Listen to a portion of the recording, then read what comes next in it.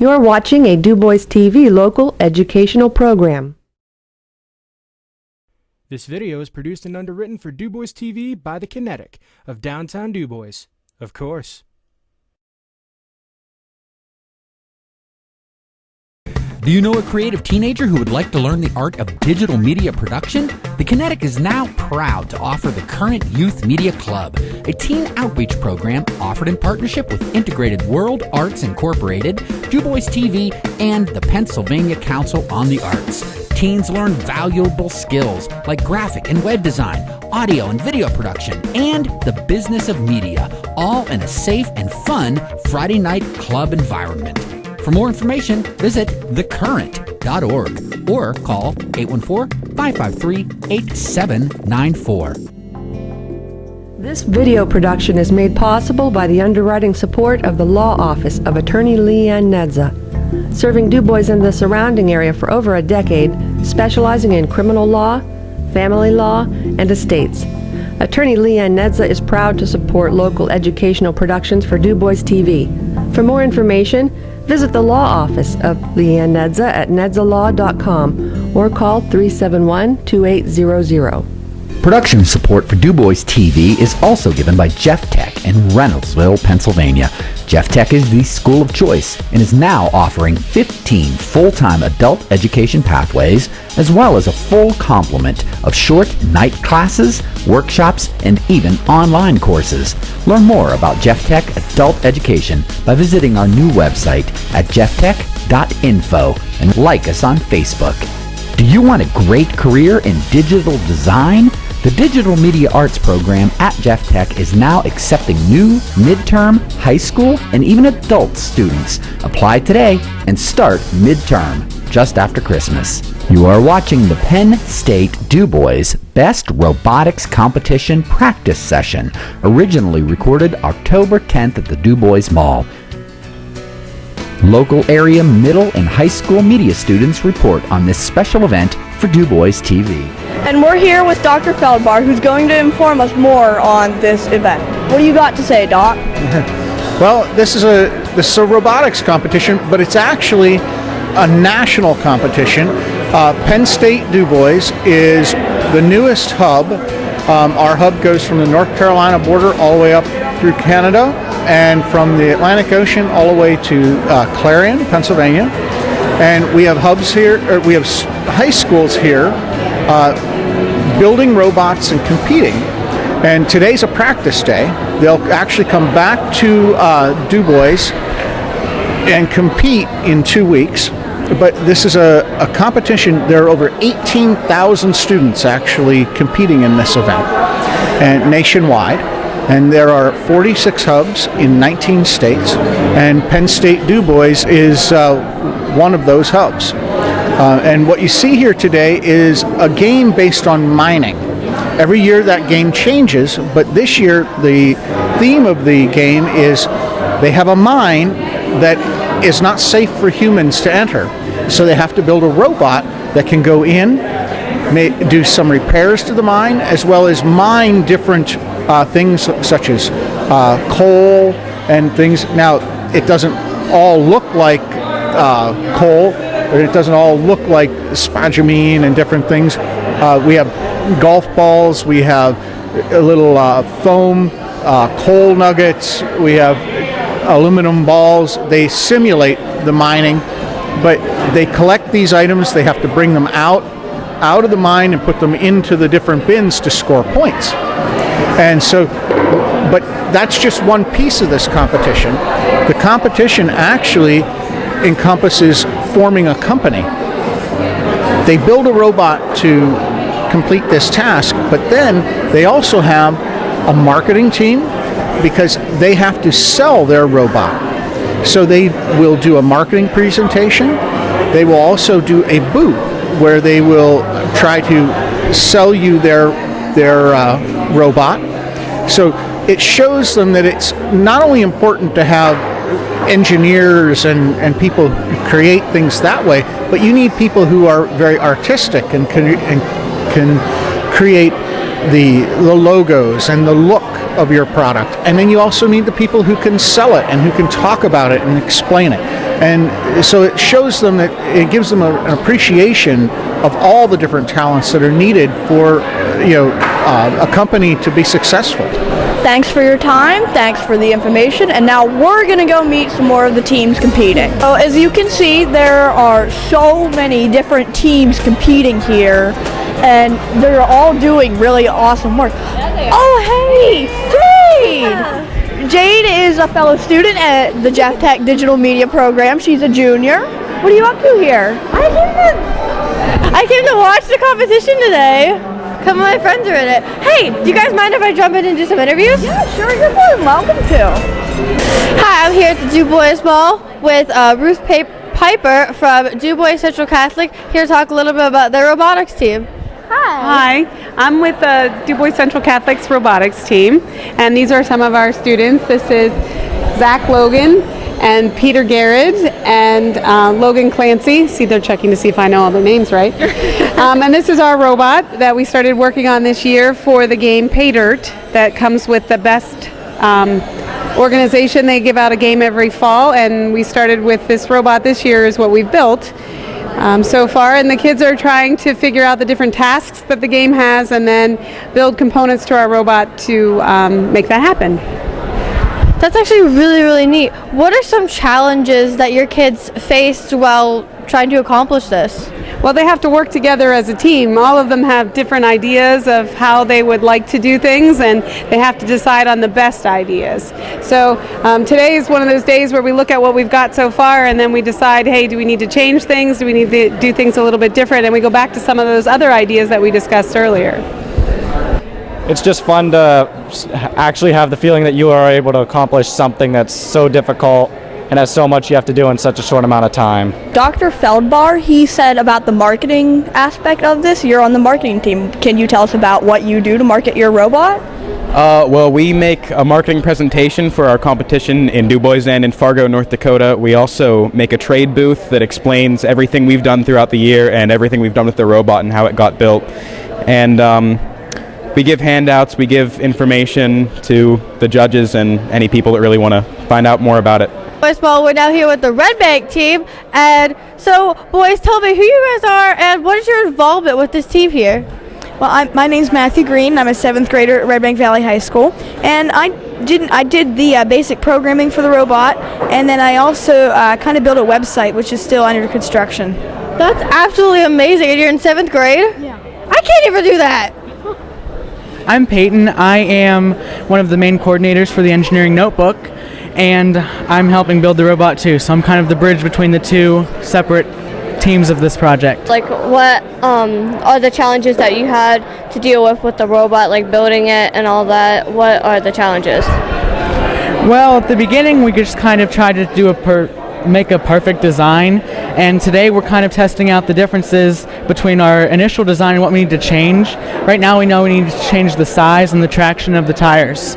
But other than that, we're going to figure out some things in the next couple hours and hopefully come up with an alternate design after that. You said you had to change the size and the traction of the tires. How did you come to that conclusion? Well, we need to get over a 1x1 block of wood, and so we have to be able to pull ourselves over that because there's some pieces of the robot that drag, and that is the traction of the tires project. And the size, we have to fit in a 2x2 cube at the beginning and end of the project of the minute, and so we have to change the robot size for that. Just a few basic parts. Here's your drive wheels and your buckets and everything. It's just a standard Vex controller, and then it is very similar to an Xbox, except it doesn't have the one D-pad. But if we go to the robot here, right here is the brain of our robot. It has this dongle which connects to the controller, and they talk wirelessly. And this is our scoop motor, and this lifts the bucket up. And here I'll lift the scoop, as you can see. I'm so jealous. And then if we can lift up the bucket. Oh dear. Something isn't working.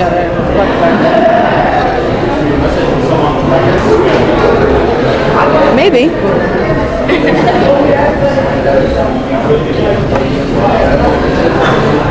Oh, it's not going down. Oh. Anyway, so we have our bucket here, and then we can dump things in there, and that's basically what it does. It's not, I don't think it's anything too special, but it's pretty nice.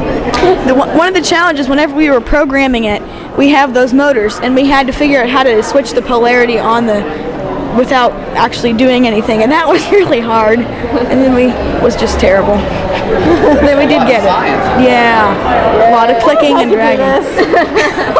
Okay. How long did this take you exactly? How long did it take us? How long did it take us? Peyton, how long did it take us? How long did it take to get this? Well, 3 weeks. Okay, it took us about 3 weeks just to get that, and we've taken a lot of turns along the way. This competition is an excellent opportunity to expose them to some real-world aspects of doing business, because number one, they're given a very limited amount of time to do this task. They're also given a limited amount of resources. This is a free competition to high schools. It costs nothing for them to participate other than they have to pay to come to the mall or come to Penn State DuBois campus. Okay, we provide over $20,000 worth of software free. We provide them with all of the materials, all of the tools, the programming software, the Cortexes, all of the nuts, the bolts, the materials to build it. So they're given a limited amount of time to build the robot and to put this all together, but it also gives them exposure to real-world software. For instance, we give them software that is actually used in industry. I'm Gabe Gahino. I'm with Clarion Limestone High School, and we're here with our team today, and we're trying to work on some programming issues with our robot. And I was just asking him some questions about it. But okay, so we're not using the left and right on the joysticks because we have the functions right here. Yeah. Can we put those two motors on one joystick? Or will that overload that port? You can, but you have to watch, because if you push it like that, it's going to go and activate your servos and your wheels. Which servos? These servos and your wheels at the same time, because see, if you go like that, it's going even though you're pushing it. So you have to make sure that you push it directly sideways. Okay, so it's not like a variable where you could run it, like if you had it turned that way, it wouldn't turn that way. It's like one or the other if you put it on one. So is that the best setup then for those two motors to go on the big sticks, just the way it is? Just probably don't mess with that, is what you're trying to say? Your best bet for that, for the servos, is you should be running it off of a button or your two back there. Can we put those servos on one button? Yeah. Okay, no, we're going to need help doing that then, programming wise. Okay, thanks a lot. And this is Timmy, and there's Kaylee there. She's going to maybe be watching as you help him program that too. All right. Tire size to do your speed, the all thread to lift the bucket up and down if we're gonna have enough power with the motor, and what's the other problems we had? Tilt your bucket fast enough. If the smaller engine we had was gonna run the bucket up and down fast enough to have the power to lift everything. What does it take to program all this stuff? It's fairly basic. All it is blocks, and it's not even really code. It's just finding out what values you need and what you want the motors to do. Can you show some examples here? I can see the screen. Go ahead. This is actually the program for the DuBois Area High School robot. This is saying that this is your simple tank drive system here. What these are saying is that as you hit your toggle button, which would be your joystick, is going to give you a variable input, because a motor has a description from positive 127 to negative 127 on the motor. So as you do that, it will activate the motor and it will give you the display of what it will do, and then a graph will actually show up and tell you what the robot is doing. So explain to me, if you would, a little bit about the memory capacity of this. Okay, you got to have some kind of memory in there to be able to receive the instructions and store them in memory, right? Can you explain that a little bit? Some of the components that are involved? Basically what it is the VEX controller is basically just like a giant memory chip, and as you activate the different buttons, it sends the messages to the remote, and then there's different rails on which the motors work on. Cool. And can you point to what we're talking about there? So basically this is the VEX module. This is where all your memory is, and then your different rails are where these ports are. So the rails are actually in between 2 and 5 and 6 and 10. And then what you're doing is these are all your motors that you're going to use. As you plug in your ports from there to your motors, you can see that it will actually send the messages to the remote and then to the motor to tell it what to do.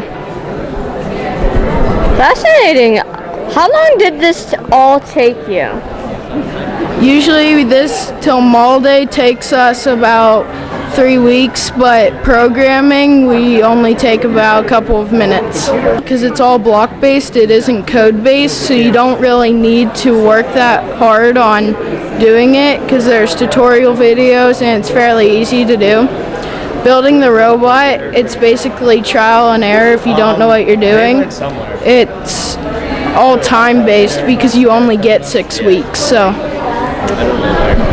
How come only 6 weeks? Does that imply anything, like to get the materials?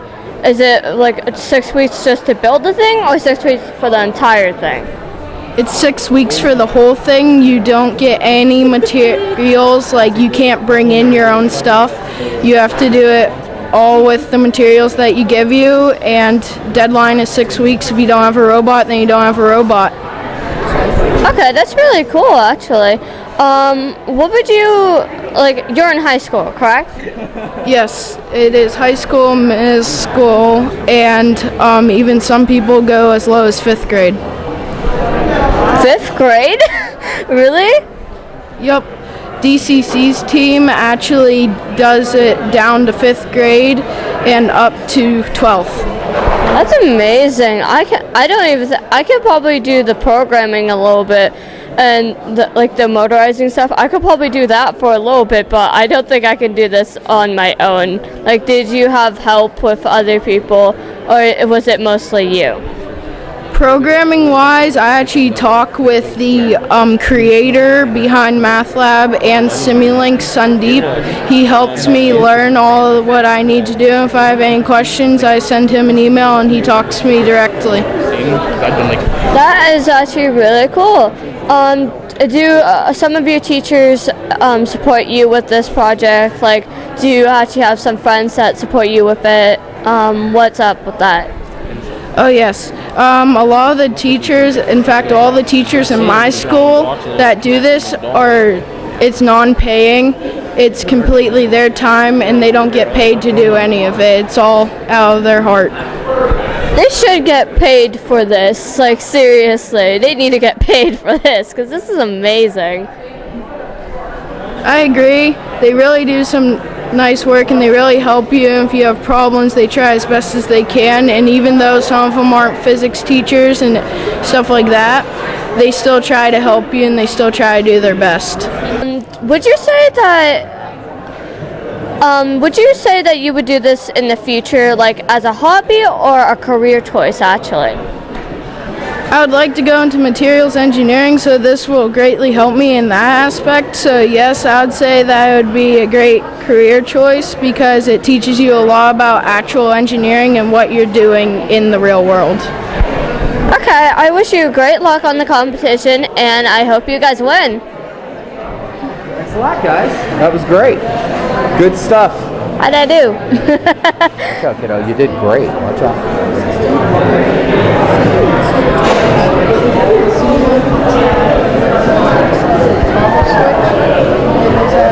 Get a little, just put the mic up there when you stop. Is a motor has a positive of 127 to negative 127, as you can see here.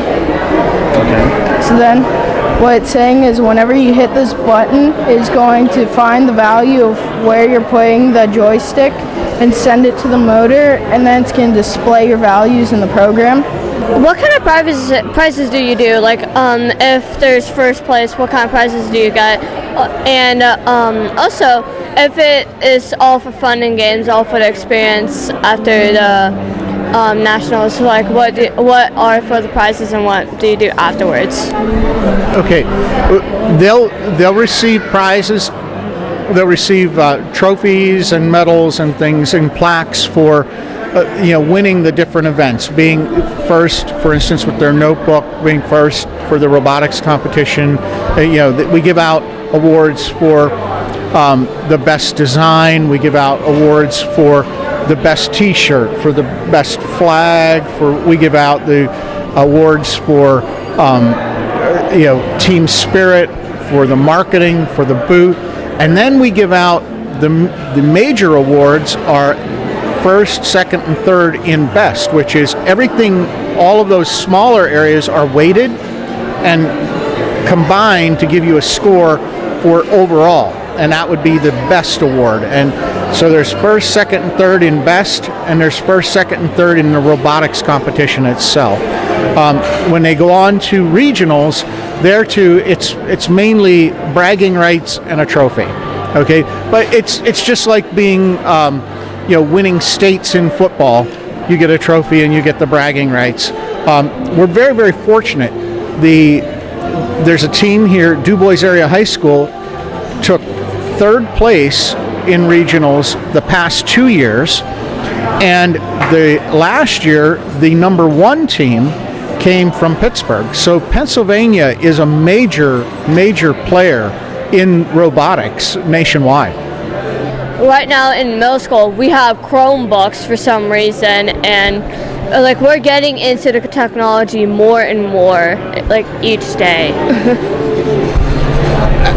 And I also think that it's that, but also it's the mentors. Many of these teams not only have the teachers helping the students, but there are people within the community, parents, and other people that are coming in, and they help to teach. And because of all the industry and the technology that we have in our area as well as in Western Pennsylvania, we have so many experts that are available to come in and help and teach. And so it really it provides the students with a resource that is world class.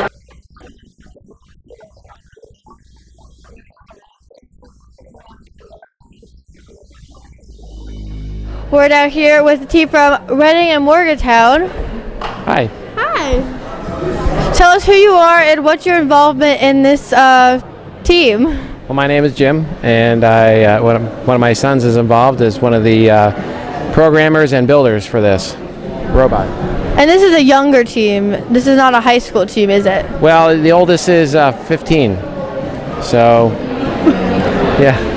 Morgantown's a really long way to drive. You guys must be passionate about this. What is the educational value you guys think that your kids are going to get from this? Well, we're part of a local homeschool group down there, and our leader, Lynn Burkholder, basically heard about this and contacted the leaders in charge and decided to get involved. And so it was a lot of fun. The kids are really enjoying it. They're learning a lot. It's been a great experience working together. We like the multi-discipline aspect of BEST. Not just favors the building of the robot. It favors the marketing and the writing. So there's a lot of emphasis on the various aspects of the project. So it's different than I think what you see in other programs, and that's I think what makes it unique. Who are you, and how did you get involved with your robot?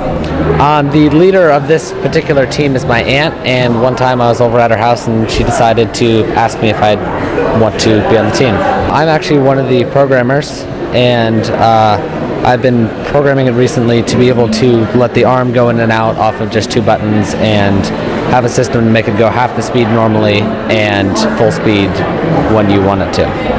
That sounds pretty complicated. Is it easy, or? A friend of mine is a programmer, so I was able to call him and get info from him on how to do it. And I worked on the notebook, the engineering notebook.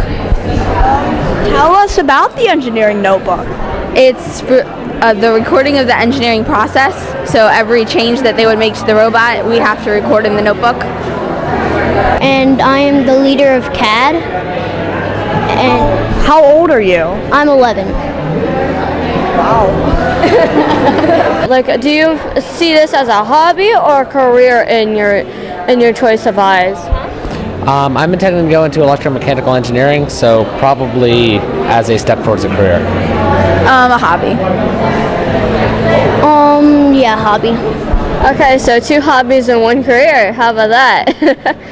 Do you guys seem to have fun with this, and how long did it take you? It's been 4 weeks since we started thus far. And 2 weeks later, it'll be the competition day.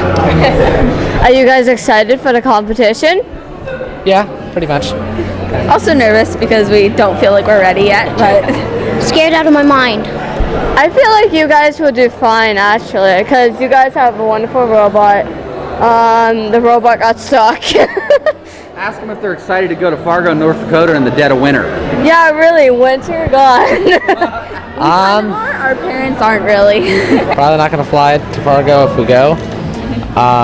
Although, if we do drive, it's going to be long. There was a suggestion of renting a tour bus, but I don't think that's going to happen. Excited to play in the snow and for the car ride. You don't get to ride your robot though. Can you guys show us your bot? Yeah, let's see the bot. About how it works. Who wants to explain it? Okay, you do it. So this is the rack and pinion. We're going to have this. This will be a lift.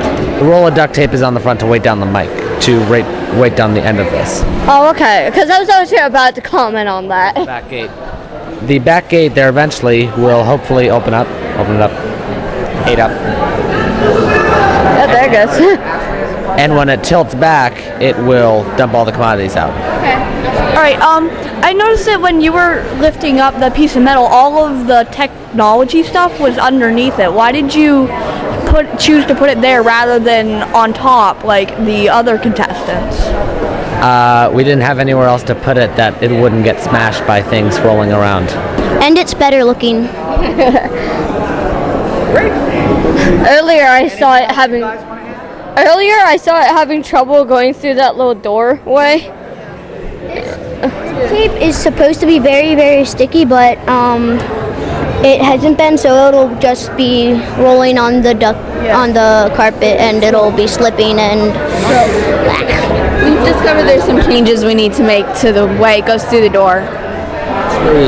Eventually the wheels will hopefully have some type of hex-headed bolt studded around it, so it'll be able to grip it and kind of have spikes that'll dig into the carpet. So in theory, once that's working, the robot will pick that up, and once that's working, our arm will have the strength to push this down. Wow. So that we can just collect all the golf balls. Wow.